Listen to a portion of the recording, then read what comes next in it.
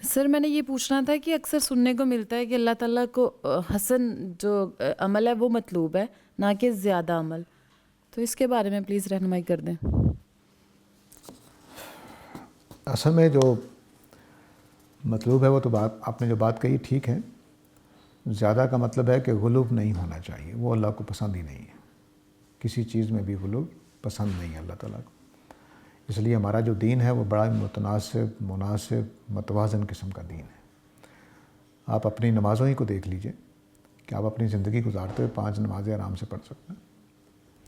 یہ ہندوستان میں ہم نے الگ کام کیا کہ وہ ہندوستان پاکستان میں کہ رکعتیں بہت بڑھا دیں، وگرنہ جو نبی کریم صلی اللہ علیہ وسلم مثلا عشاء کی نماز نبی کریم صلی اللہ علیہ وسلم کبھی 6 رکعت سے زیادہ نہیں ہے، ہماری 17 رکھتے ہیں۔ وہ لوگ پڑھ پڑھ کے بوڑھے ہو جاتے ہیں، نماز ہی نہیں بنتے۔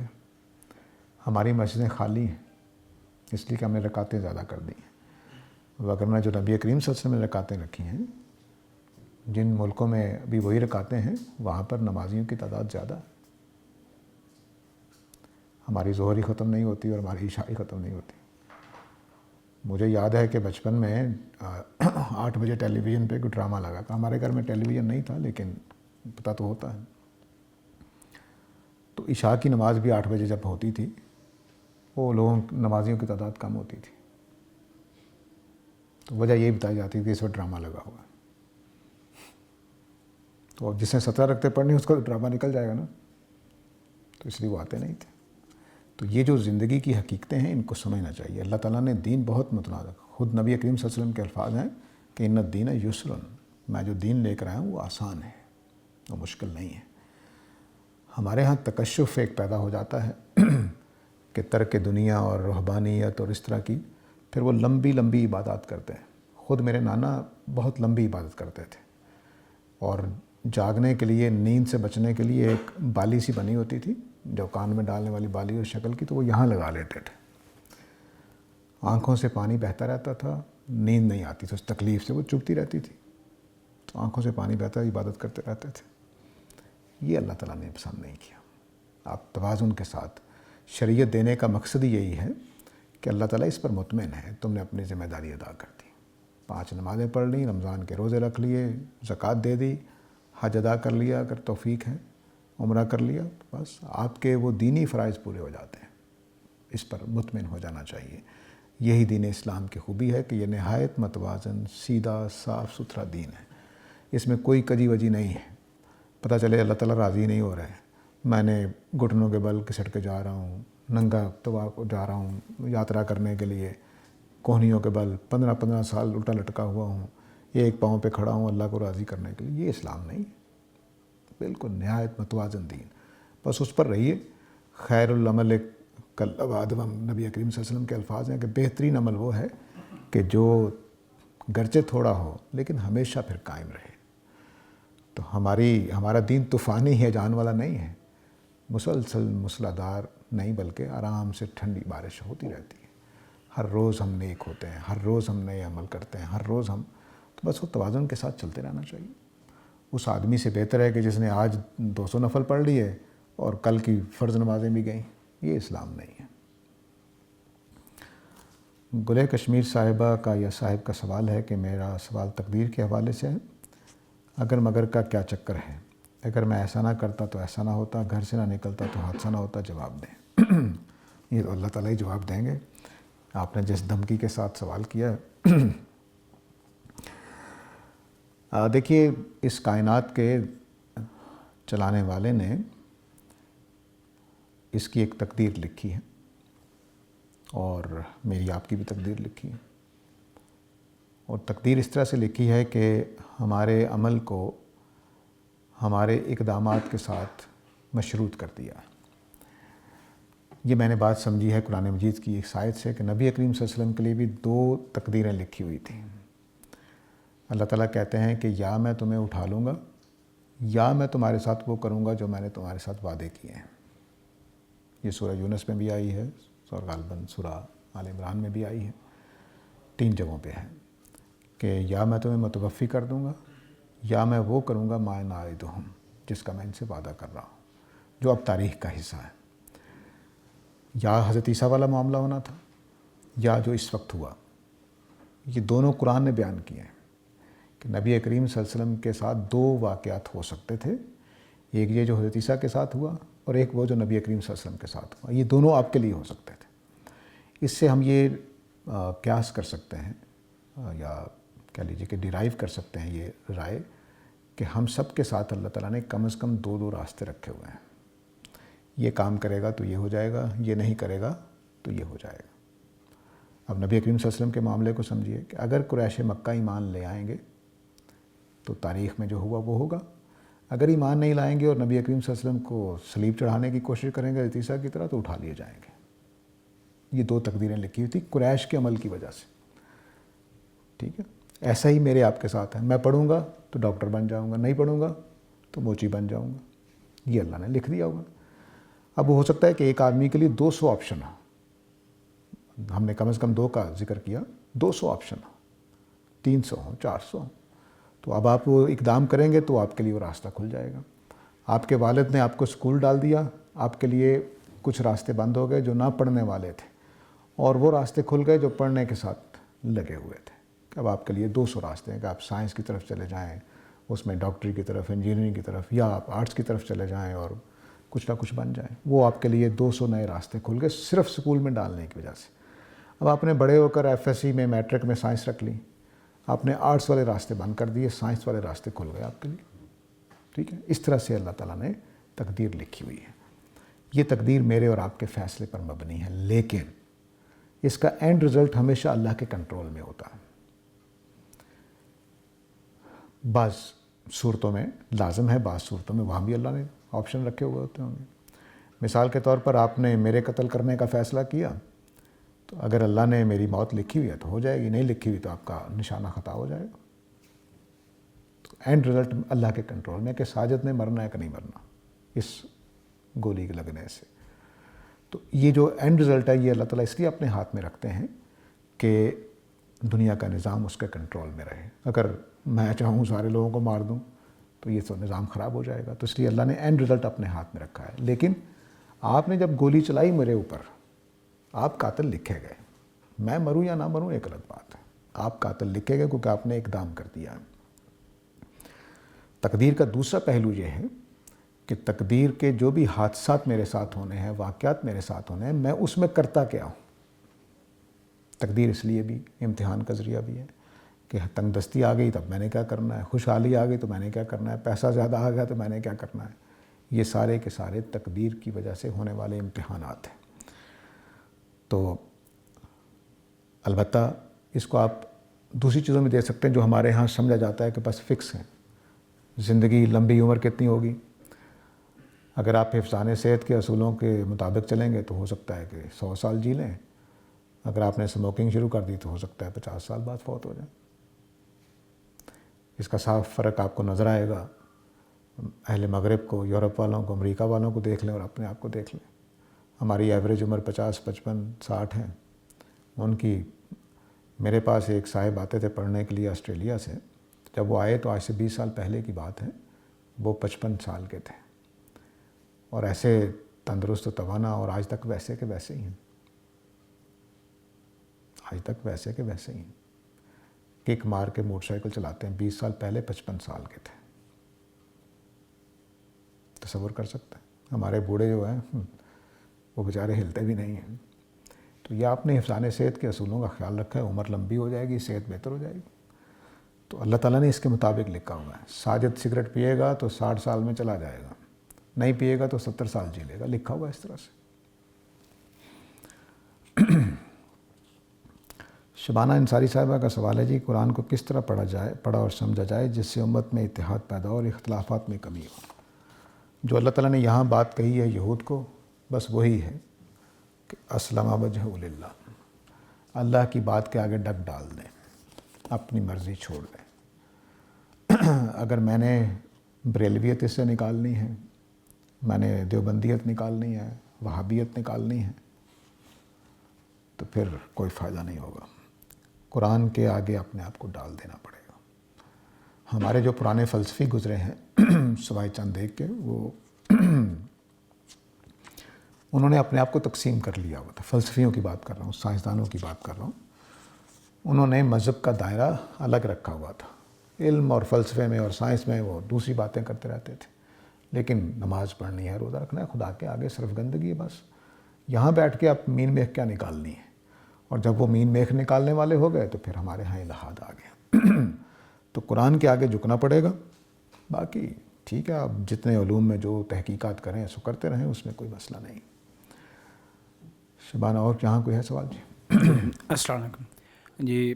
سر صاحب میرا سوال یہ ہے کہ آپ نے عرض کیا کہ یعنی کہ اگر کوئی یہ کہتا ہے کہ مجھے جو سمجھ آئے گی تو میں اسی پہ عمل کروں گا, اور دوسری بات یہ ہے کہ یہ بھی قرین قیاس ہے اور اوبویسلی ایک ویلڈ بات ہے کہ خدا کی طرف سے جو بھی ہوگا وہ عقل کے یا فطرت کے عین مطابق ہوگا. تو یہ اگر کوئی شخص ڈیمانڈ رکھتا ہے دین کو سمجھنے میں یا عمل کرنے میں, تو یہ کیا ایک فیئر ڈیمانڈ نہیں ہوگی؟ ڈیمانڈ تو فیئر ہے, لیکن اس کی بنیاد پر رد و قبول نہیں ہوگا. دو باتیں الگ الگ ہیں. میری بھی ڈیمانڈ خدا سے یہی ہے کہ یقیناً اس نے سارے احکام عقل و فطرت کے مطابق ہی دیے ہیں, لیکن کچھ چیزیں مجھے سمجھ نہیں آئیں گی تو کیا میں اس وجہ سے رد کر دوں؟ یہ دو چیزوں میں فرق ہے. مطالبہ بالکل جائز ہے, پسندیدہ ہے, کوئی مسئلہ نہیں ہے, لیکن میں کہوں کہ میں نے یہ آیت اس لیے نہیں ماننی کہ ٹھیک نہیں لگ رہی. یہاں پہ آگے معاملہ خراب ہوتا ہے. آج ہمارا ذہن یہی ہے کہ ہم نے دین ماننا تب ہے جب ہمیں سمجھ آ جائے گا, عقل کے مطابق ہو جائے گا. سمجھ آنا تو ایک الگ چیز ہے, وہ عقل کے علاوہ بھی سمجھ, غیر عقلی باتیں بھی سمجھ آ رہی ہوتی ہیں. ایک ہے کہ میرے پیمانے کے مطابق صحیح ہے کہ نہیں صحیح ہے. رد و قبول میں یہ بات ٹھیک نہیں ہے. یہاں بیٹھ کے رد و قبول ہوگا کہ یہ اللہ کی کتاب ہے یا نہیں, یہ جائز ہے. محمد صلی اللہ علیہ وسلم اللہ کے رسول تھے کہ نہیں تھے, اس پر بحث ہو سکتی ہے. لیکن جب یہ بات ثابت ہو گئی کہ یہ اللہ کے رسول ہیں, اور یہ ثابت ہو گئی کہ قرآن اللہ کی کتاب ہے, اب اس کو سمجھتے ہوئے عقل سے دانائی سے کام لیں گے. لیکن یہ مطالبہ کہ مجھے الرجال قوامون علی النساء سمجھا دیجیے, عقل کے مطابق ہونا چاہیے, تو پھر مسئلہ خراب ہو جاتا ہے. تو سر ہم جو ہے یہ خدا کی کتاب ہے یا نہیں, وہ بھی ہم سمجھنے کے دوران ہی یہ فیصلہ کریں گے جو کنٹینٹ ہمارے سامنے آئے گا متن؟ کنٹینٹ پھر مسئلہ بن جائے گا. مثلاً آپ کو یہ ثابت کرنا کہ ارسطو کی کتاب ہے تو ضروری ہے کہ ہر چیز فلسفیانہ معیار پر پوری اترے, ضروری ہے.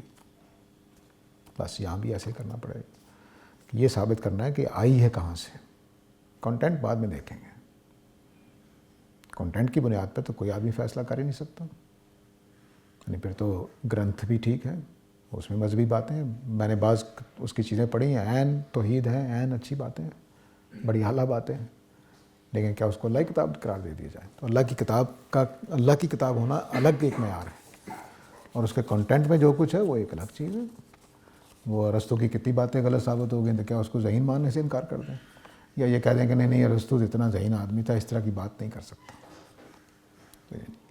تو دونوں باتیں الگ الگ ہیں.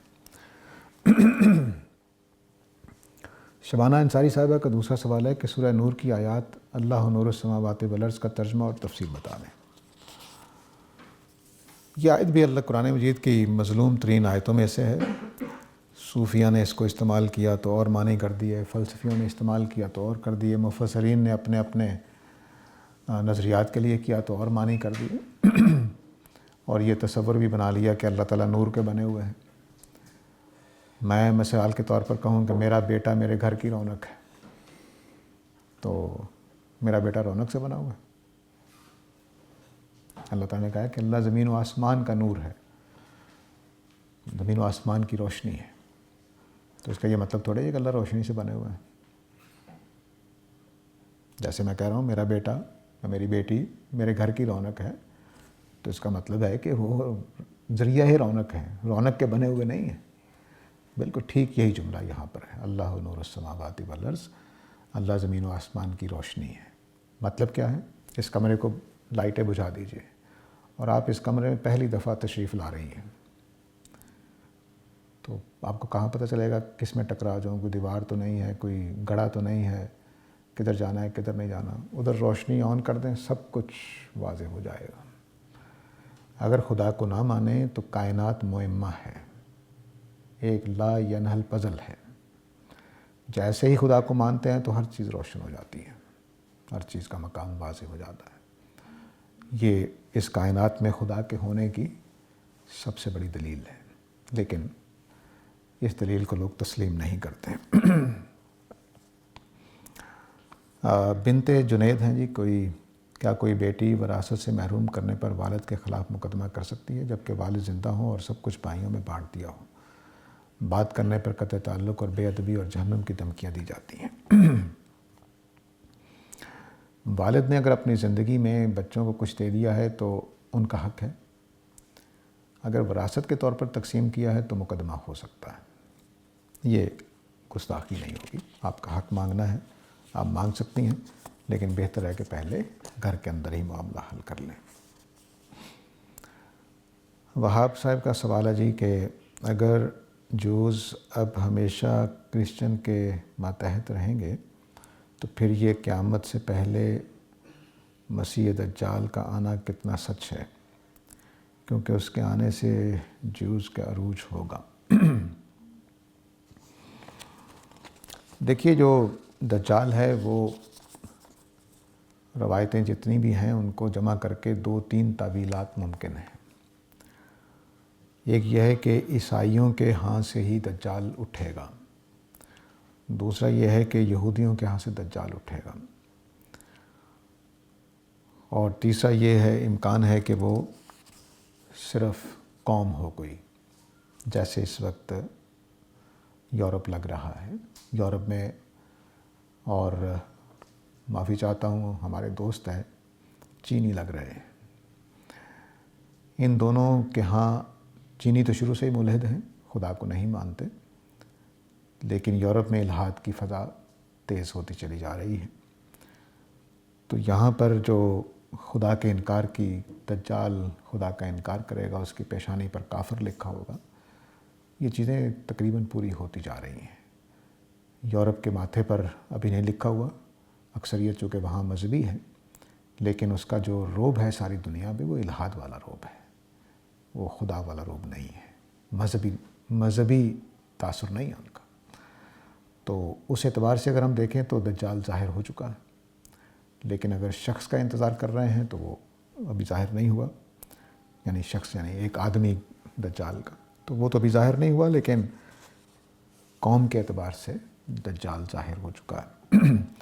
اور ہم اسی دجال کے پیش نظر کفر بھی کرتے جا رہے ہیں.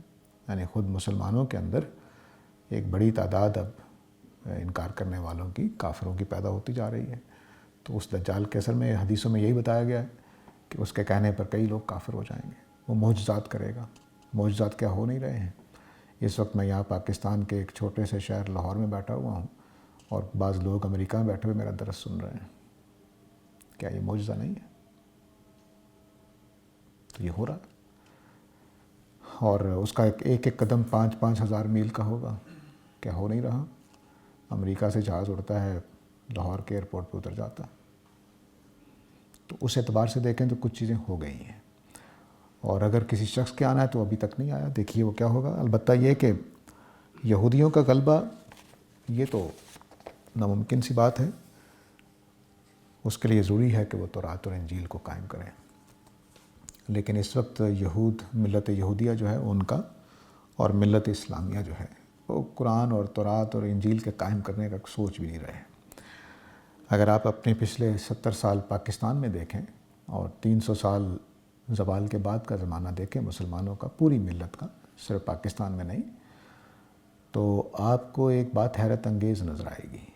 اتنی تحریکیں کہ آدمی گن گن کر تھک جائے. کوئی 15-20 سال پہلے ایک کتاب اربوں کی تحریکوں کے بارے میں چھپی تھی.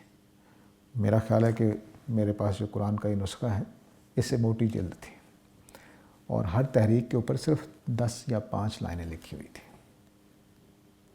یہ صرف عرب ممالک کی تحریکوں گنا گیا تھا. ہاں البتہ ہندوستان کی جماعت اسلامی جو کہ وہاں بھی تھی تو وہاں کے اعتبار سے گنا گیا تھا. تو اب یہ جو اتنی تحریکیں ہیں نتیجہ کیا ہے؟ صفر. کیوں؟ کیونکہ جو قرآن و تورات قرآن کو قائم کرنے کا نظریہ تھا وہ نہیں ہے. میں نے اپنا نظریہ نافذ کرنا ہے. آپ کہتے ہیں میری تحریک ہے, میں نے اپنا نظریہ نافذ کرنا ہے. تو اللہ تعالیٰ نے جو کچھ کہا تھا اس کو ہم کر نہیں رہے ہیں. اس لیے ابھی تک تو ان کے غلبے کا کوئی امکان نہیں ہے یا دوبارہ اٹھنے کا. اور یہود کے ہاں بھی ایسا ہی ہے. میں نے جتنی کچھ چیزیں ان کی پڑھی ہیں, جب نیا نیا فیس بک شروع ہوا تھا تو میں نے بھی بیوقوفی کی فیس بک پہ بیٹھنے کی, تو اس میں ایک یہودی نوجوان سے رابطہ ہو گیا. اس نے مجھ سے کوئی اسلام کے بارے میں سوالات پوچھے, میں نے جوابات دینے شروع کر دیے. تو وہ ذرا قریب آ گیا تو کہنے لگا کہ یار جو اصل دین ہے وہ تو ہمارا دوبارہ مشترک ہے, لیکن نہ مجھے لگتا ہے تمہارے ہاں کوئی ایسی چیز ہے کہ جو اللہ کے دین کو اپنانے والے ہیں, نہ ہمارے ہاں کچھ لگتا. تو بات ٹھیک ہے, ایسا ہی ہے. میں اگر اہل حدیث ہوں تو میری کوشش ہے کہ اہل حدیث سے ہی ثابت رہیں, بس وہی ٹھیک ہے. میں اگر دیوبندی ہوں تو بس وہی ٹھیک ہے. یہ جو تصور ہے یہ خدا کو پسند ہی نہیں ہے. دوسری چیز یہ ہے کہ عدل, جس قوم نے عدل کو نافذ کر لیا, یعنی کرپشن چھوڑ دی, بس اللہ تعالیٰ اس کو ترقی دیتے ہیں, خواہ وہ کٹے کافر ہو. یہ اللہ کا اصول. اور ہم نے دونوں قوموں نے سوچ رکھا ہے کہ دیانتداری نہیں اپنانی ہے. محمد عباس صاحب کا سوال ہے, آپ کا نام پڑھ کے مصری رائٹر محمود عباس یاد آ گئے ہیں. سورہ صاد میں ہے, اور ہمارے بندے ایوب کو یاد کرو جب انہوں نے اپنے رب کو پکارا, شیطان نے مجھے ایذا اور تکلیف دے رکھی ہے. سوال نہیں سمجھ آیا مجھے. حضرت ایوب جو ہیں وہ اللہ تعالیٰ کے پیغمبروں میں سے ہیں. ان کے بارے میں تورات سے یہ بات معلوم ہوتی ہے کہ اللہ تعالیٰ نے شیطان سے کہا کہ دیکھو ایوب کو بھٹکا کر دیکھ لو, بھٹکتا ہے. تو اس نے کہا کہ وہ تو سب کچھ ملا ہوا, اس کو تندرست بھی ہیں, توانا بھی ہیں, دولت بھی ملی ہوئی ہے, بادشاہت بھی ملی ہوئی ہے, ایسے آدمی کو گمراہ ہونے کی کیا ضرورت ہے. تو اللہ تعالیٰ نے ان کی بادشاہت چھین لی, سرداری چھین لی, پیسہ چھین لیا, بچے چھین لیے, بچے چھوڑ کر چلے گئے غالباً. تو پھر بھی وہ نیکی پر قائم رہے. پھر شیطان نے کہا کہ اس کی تو صحت اچھی خاصی ہے, اس کو کیا مسئلہ ہے, وہ کیسے گمراہ ہوگا, کیا فرق پڑتا ہے اگر پیسے چلے گئے. تو پھر اللہ تعالیٰ نے بیماری بھی ان کو لگا دی. اس حالت میں بھی وہ نیکی پر قائم رہے. تو یہ کہانی ہے جس کے پس منظر میں یہ جملہ قرآن مجید میں آیا ہے کہ شیطان نے مجھے ایذا اور تکلیف دے رکھی ہے. اس کا مطلب یہ نہیں ہے کہ شیطان تکلیف پہنچانے والی کوئی ہستی ہے, کوئی طاقت ہے اس کے پاس, ایسا کچھ نہیں ہے. شیطان جب بھی ہم کوئی غلط کام کرتے ہیں یا ہمارے ساتھ کوئی غلط کام ہوتا ہے تو ہم اس کو احتراماً شیطان کی طرف نسبت کرتے ہیں, اللہ کی طرف نسبت نہیں کرتے. تو یہ وہ وجہ تھی جس وجہ سے جملہ بولا گیا. امداد خان صاحب کا سوال ہے کہ free school only attracts liberal minded people. Is this statement true? Can you elaborate on this issue? جی میں نے بھی سنا ہے, اور امداد صاحب کہیں نہ کہیں لوگ کہتے ہیں کہ ایسا ہی ہے. دیکھیے مذہب کا ایک تصور, لبرل مائنڈیڈ کا لفظ ذرا زیادہ بڑا ہے, لیکن میں اس کو قبول کرتا ہوں کہ ایسا صورتحال ہے. لیکن اگر آپ لبرلز کو دیکھیں تو وہ ہمیں قبول نہیں کرتے. حقیقت یہ ہے کہ لبرلز ہمیں قبول نہیں کرتے.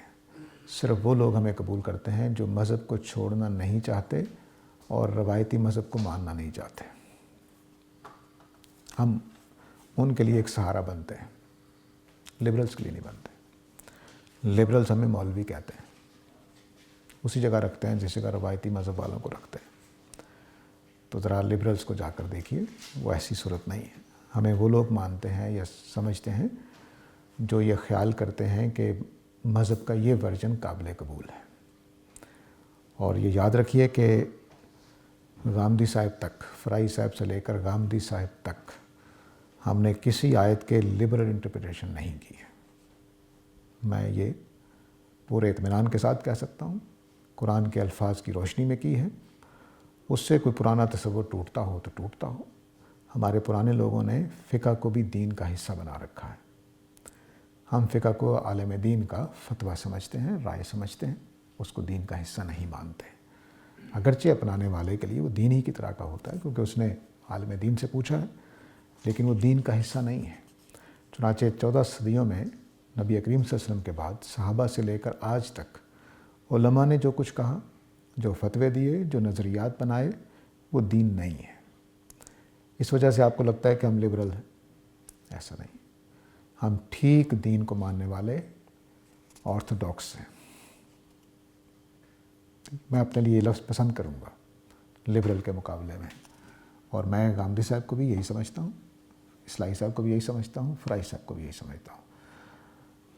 ज़्यादा से ज़्यादा अगर आप लफ्ज़ लिबरल लेना चाहते हैं, प्रोटेस्टेंट कह लीजिए कि हम नसूस के ऊपर खड़े रहते हैं। जैसे उन्होंने कहा कि हम रजू इल बाइबल होना चाहिए, तो हम इसके लोग हैं। ऐसा नहीं है कि हम लिबरल्स की वजह से, और ये जितने लोग हम पर ये इल्ज़ाम लगाते हैं वो खुद लिबरल्स हैं। हमारे मुल्क के एक मशहूर फ़लसफ़ी नुमा अदीब सूफ़ी पीर साहिब हैं, वो हम पर ये तहमत लगाते हैं कि मगरब ज़दा है, लेकिन उनका कोई एक जुमला भी ऐसा नहीं होगा कि जो मगरब से आज़ाद होकर कहा जाए। उनका ख़ुद अपना हाल ये है। तो इसलिए ये जो बात कहने वाले हैं वो ख़ुद जायज़ा उनको लेना चाहिए कि हम तो सीधे सीधे इस बात पे खड़े हैं कि अल्लाह ने क्या कहा है, अल्लाह के रसूल ने क्या कहा है। बस वो जदीद ज़माने में मसलन अगर हम लिबरल्स होते तो फ़ज़रिबूहुन्ना जो कुरान की आयत है, सबसे ज़्यादा नापसंदीदा आयत, वो हम तब्दील कर देते हैं फ़ज़रिबूहुन्ना। उसकी लोगों ने तावील किया है, कहानियाँ सुनाते हैं, मिसालें देते हैं, समझाते हैं, ज़रा ठोक बजा के समझाते हैं, कई मानी किए गए। हमने कहा नहीं, वो उनको मार सकते हैं, कुरान भी यही कह रहा है। आपने मानना है, माने, ना ही मानना ना माने, कुरान को तब्दील क्या करें हम, बस वो कह रहा है, हमने तो नहीं किया। तो हम लिबरल्स के लिए कोई निजात की जगह नहीं है। उन लोगों के लिए हैं जो मज़हब इस्लाम को मानना चाहते हैं, लेकिन रवायती कुछ चीज़ें उनको समझ नहीं आ रही थी, बस उनके लिए एक निजात की जगह है, इससे ज़्यादा कुछ नहीं। हज़रत यूनुस ने क्या खुदा से सरकशी की थी जिसकी उनको सज़ा मिली? कुरान में है कि यूनुस ने अपनी कौम को छोड़ा और समझा कि अब उस पर कोई काबू नहीं पा सकेगा। ये रोमन में लिखा होता है तो मुझे ज़रा मुश्किल आती पढ़ने में, लेकिन ठीक है। देखिए ये बात नहीं थी। रसूलों के लिए अल्लाह ताला एक सख्ती इख्तियार करते हैं। ये एक तरह की निशानी बन जाती है सच्चे रसूलों की कि अगर सच्चा रसूल हदूद से तजावुज़ करेगा तो सज़ा आएगी, सच्चा रसूल इनहराफ करेगा तो सज़ा आएगी। झूठा नबी जो मर्ज़ी कहता रहे, सज़ा नहीं आती। ये ख़ुद एक निशानी बन जाती है। चुनांचे आप कुरान मजीद में देखिए, नबी करीम सल्लल्लाहु अलैहि वसल्लम ने कहा कि मैं कल जवाब दूंगा, कहा कि पाताल में चले जाएं, ज़मीन के अंदर घुस जाएं, आसमान पर सीढ़ी लगा लें, ले आएँ, मैं नहीं बताऊँगा। सच्चे रसूल की निशानी ये है। मैं ये कहा करता हूँ कि दुनिया की जितने भी मज़हब के बानी हैं, जितने भी मज़हब के बानी हैं, उनकी किताबें निकाल कर देखिए, क्या अपनी डांट का जिक्र करते हैं कि अल्लाह ने डांटा उनको? कुरान मजीद में कोई 20 मकामात जिसमें अल्लाह का अताब ज़ाहिर हुआ है। नबी करीम सल्लल्लाहु अलैहि वसल्लम ने वैसे का वैसे रहने दिया है, निकाला नहीं है, क्योंकि जो मज़हब के बानी होंगे वो अपने आप को आला मेयार पे दिखाना चाहेंगे, वो ये चीज़ लाएंगे नहीं। तो ये ऐसी अजीब व गरीब बात है, अकेला कुरान मजीद है दुनिया की मजहबी किताबों में कि जिसमें किताब देने वाले के लिए अताब ज़ाहिर हुआ है। मौजज़ा है, ये नामुमकिन बात है। इंसान इसको पसंद ही नहीं कर सकता कि वो मज़हब का बानी हो और अपने लिए अताब को मौजूद रहने दें। ये इस बात की दलील है कि ये नबी करीम सल्लल्लाहु अलैहि वसल्लम की किताब नहीं है, अल्लाह ने नाज़िल की, अल्लाह के अल्फाज और जुमले मौजूद रह गए।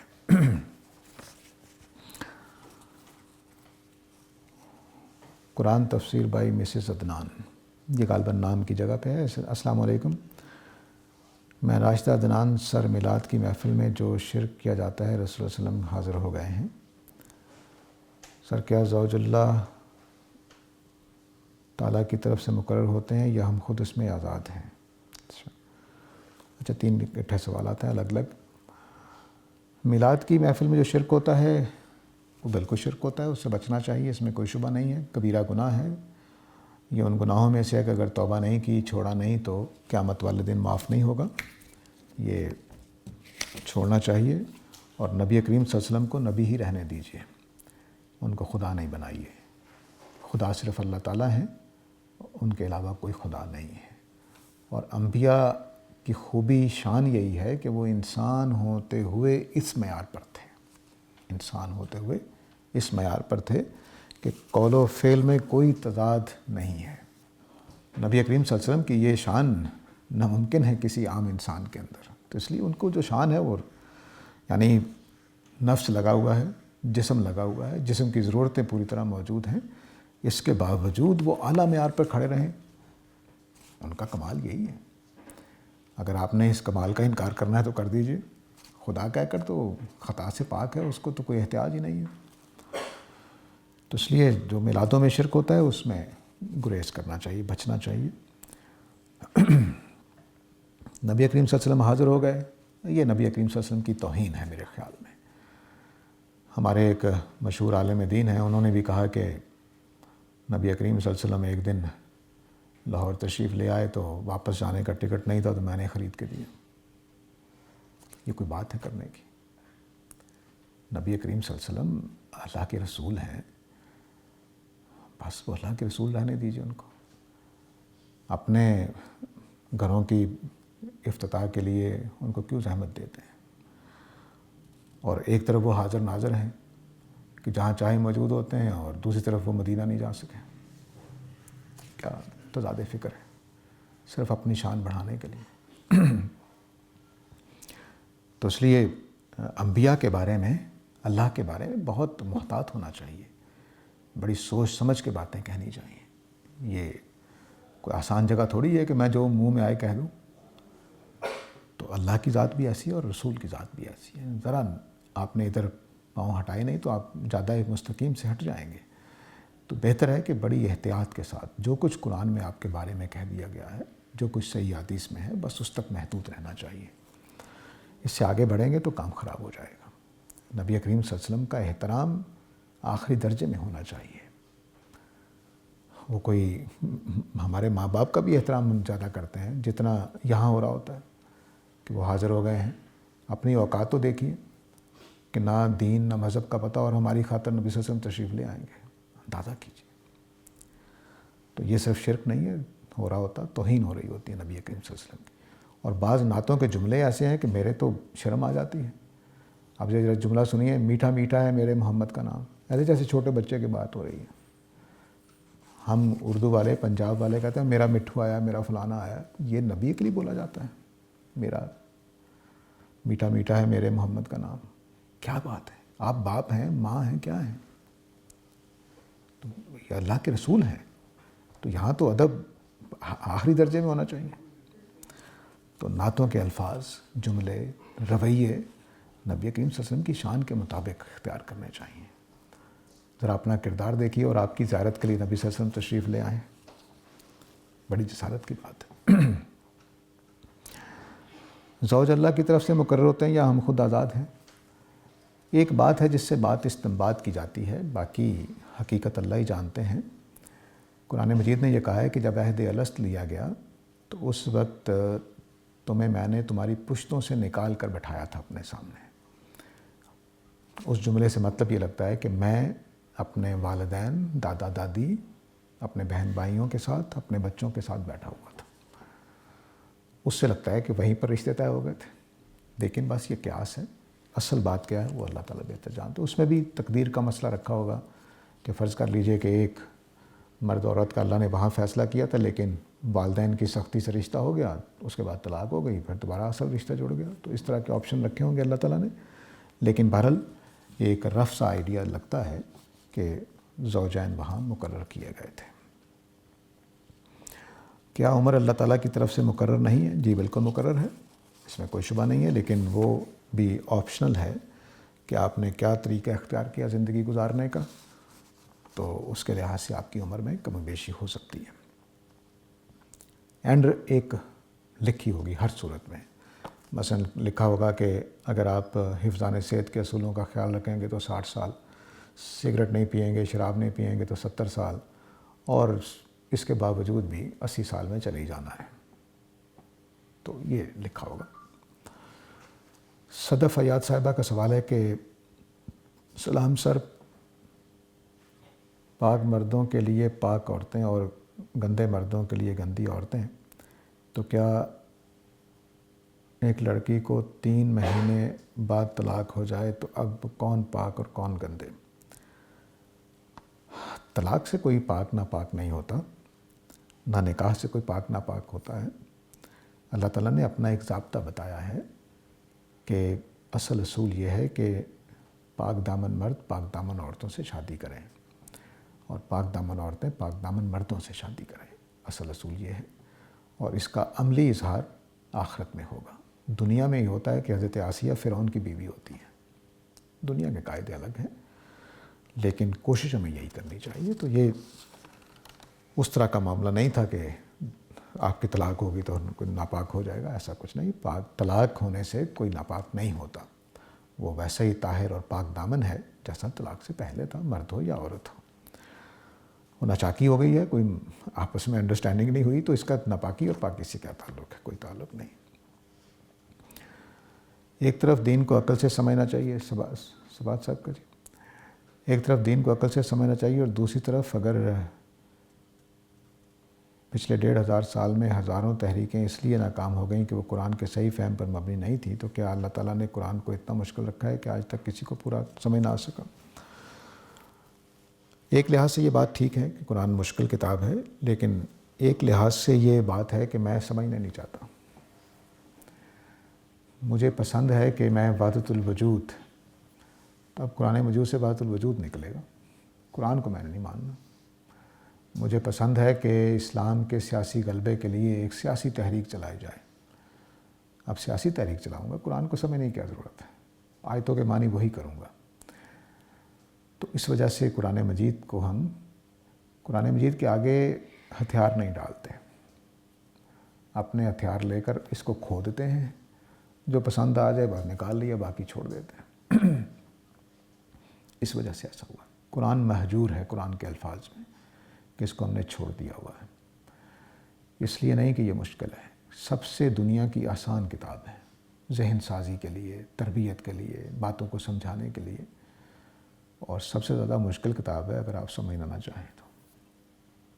یہی اس کی حقیقت ہے، ہر کتاب کی یہی حقیقت ہے، لیکن اس میں زیادہ نمایاں ہو جاتی ہے کیونکہ یہ عربی زبان میں بھی ہے اور قدیم عربی ہے، تو ذرا مشکل ہو جاتی ہے، لیکن حقیقت یہ ہے کہ اس کو آپ یوں سمجھیے کہ میں نے حدیثیں بھی پڑھی، عربی کی کتابیں بھی پڑھی، عربی زبان میں علم کلام بھی پڑھا، تو سب سے زیادہ آسان جملہ قرآن کا ہے کنسٹرکشن کے اعتبار سے، سب سے زیادہ آسان۔ یعنی فلسفے کی کتابیں پڑھتے ہوئے یا بعض علمی کتابیں پڑھتے ہوئے، جیسے موافقات شاطبی کی ہے، تو 4 دفعہ غور کرنا پڑتا تھا جملے کا مطلب کیا ہے، لیکن قرآن مجید میں ایسا کوئی جملہ نہیں ہے۔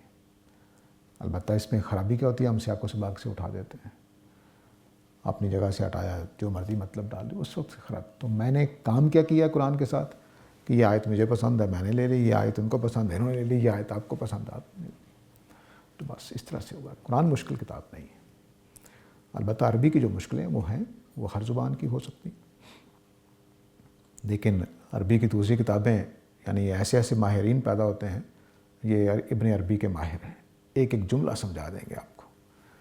قرآن کے کتنے ماہر ہیں؟ گنتی کے 2-4۔ اس وقت بھی امت میں میرا خیال 2 لوگ ہی ہیں جو قرآن کے ماہر ہیں، 3 ہوں گے، یہ بدقسمتی۔ تفسیریں لکھنے والے بہت مل جائیں گے، ہر گلی مل جائیں گے، یہ بھی ایک عجیب بات ہے۔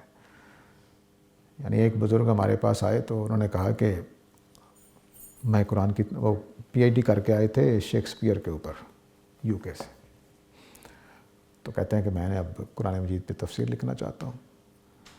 تو ہمارے ایک دوست نے ان سے درخواست کی کہ آپ نے عربی پڑھی ہے, دین جانتے ہیں؟ ان کا نہیں. تو چپ کر گئے. اگلے ہفتے انہوں نے کہا کہ آپ شیکسپیئر کے اوپر نا کمنٹری لکھتے ہیں اس کے ڈراموں کے اوپر. کہتے وہ بڑا مشکل کام ہے, اس کے لیے بڑی محنت کرنی پڑے گی. تو یہ قرآن مجید کے ساتھ ہوتا ہے. اس وقت مارکیٹ میں آپ ترجمے دیکھیں قرآن کے کتنے ہیں. جو بھی اٹھتا ہے میں قرآن کا ترجمہ کر سکتا ہوں, کر دیتے. پچھلے سال ایک ترجمہ مجھے دکھانے کے لیے کسی نے بھیجا کہ میں نے 8 ترجمے سامنے رکھ کر یہ ترجمہ کیا ہے. میں نے کہا عربی آتی ہے آپ کو؟ کہتے نہیں. تو یہ صورتحال ہے. اب ایک ایک لفظ اتنا اہم ہوتا ہے. قرآن مجید کے کلام کی خوبی یہ ہے کہ ایک حرف تبدیل کرتا ہے تو زمین آسمان بدل جاتا ہے. تو ایک آدمی میرا ترجمہ دیکھ کر, آپ کا ترجمہ دیکھ کر تیسرا ترجمہ کر دے تو اس نے قرآن کا لحاظ کیا یا ان ترجموں کا لحاظ کیا؟ تو بس وہی حالت ہے کہ شیکسپیئر کے ڈرامے کی کمنٹری لکھنے کے لیے بڑی محنت کرنی پڑے گی. قرآن کا میں ترجمہ کر دیتا ہوں, حالانکہ عربی نہیں آتی. PhD میں کر کے آیا ہوں شیکسپیئر کے اوپر ہی. سر جو ہمارے یہاں قبلہ کی تبدیلی کا واقعہ بیان کیا جاتا ہے وہ اس طرح ہے کہ نبی صلی اللہ علیہ وآلہ وسلم اور صحابہ کرام پہلے بیت المقدس کی طرف منہ کر کے نماز پڑھتے تھے, تو پھر قبلہ تبدیل ہوا اور خانہ کعبہ کی طرف قبلہ بن گیا. تو میں اس میں یہ جاننا چاہتا ہوں کہ یہ ان کا تعلق اصل میں مکہ سے تھا. مکہ میں جو تواتر چلا آ رہا ہے وہ حضرت ابراہیم علیہ السلام سے ہے, تو ان کا تو پہلے بھی قبلہ کعبہ ہی ہونا چاہیے, تو ان کا وہ بیت المقدس کی طرف قبلہ کیسے ہو گیا تھا؟ اصل میں پوری بات آپ تک نہیں پہنچی, اس لیے سوال پیدا ہوا ہے. نبی کریم صلی اللہ علیہ وسلم جب تک مکہ میں رہے تو آپ نے دونوں قبلوں کی پیروی کی. کیوں؟ کہ خانہ کعبہ درمیان میں رکھ کے آپ کسی طرف بھی کھڑے ہو سکتے ہیں. تو آپ اگر یہاں کھڑے ہوں اور ادھر بیت المقدس ہو تو آپ نے خانہ کعبہ کو بھی قبلہ بنا لیا اور بیت المقدس کو بھی قبلہ بنا لیا. ٹھیک ہے. نبی کریم صلی اللہ علیہ وسلم کو حکم دیا گیا تھا کہ وَاتَّبِعْ مِلَّةَ ابراہیم, ابراہیم علیہ السلام کی ملت کی پیروی کرنی ہے. اس ملت پہ 2 قبلے تھے, ایک بیت المقدس اور ایک خانہ کعبہ. تو مکہ میں تو یہ ممکن تھا کہ آپ بیت اللہ اور بیت المقدس کو اکٹھا کر سکیں, بحث پیدا نہیں ہوئی. لیکن جیسے ہی مدینہ میں تشریف لے گئے تو یہ مکہ ہے, یہ مدینہ ہے, یہ بیت المقدس ہے. ٹھیک ہے.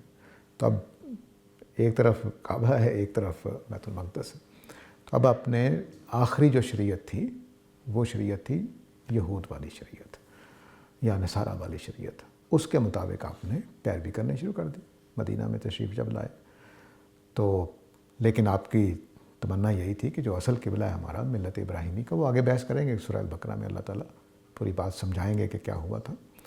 تو اس میں پھر آپ کی توقع یہ تھی کہ ہو جائے گا, وہ سورہ البقرہ کے زمانے میں پھر ہوا ہے قبلہ تبدیل. اب وہ جو درمیان میں آ گیا تھا مدینہ, بیت المقدس پیچھے, سامنے بیت المقدس پیچھے خانہ کعبہ یا الٹ, اس کو پھر ختم کر دیا گیا, بیت اللہ ہی کو قبلہ بنا دیا گیا. تو اس کی آج جو ہم نے آیت پڑھی ہے للہ المشرق والمغرب, اس کی تمہید کے لیے آغاز اللہ تعالیٰ نے کر دیا.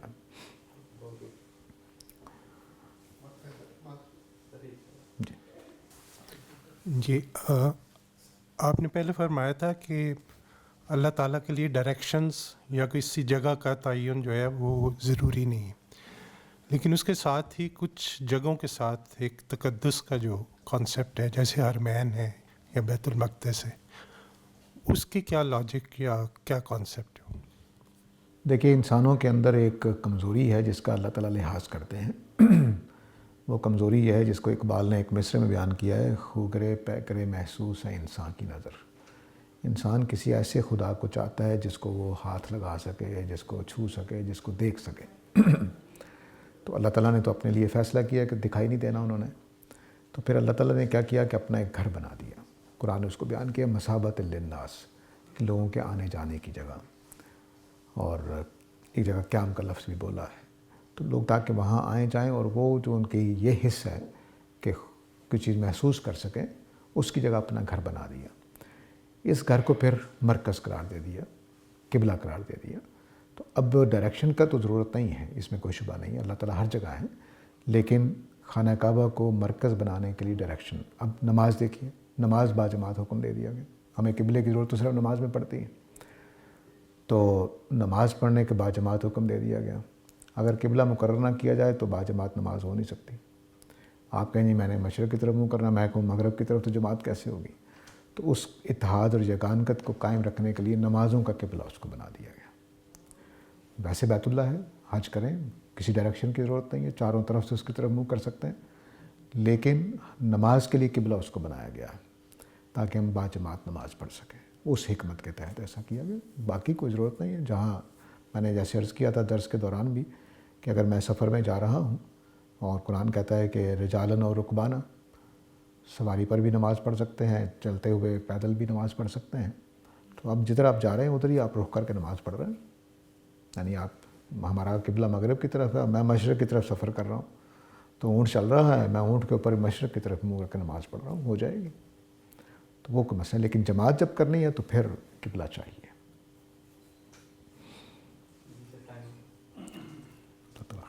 तो आखिर दवान अल्हम्दुलिल्लाहि रब्बिल आलमीन।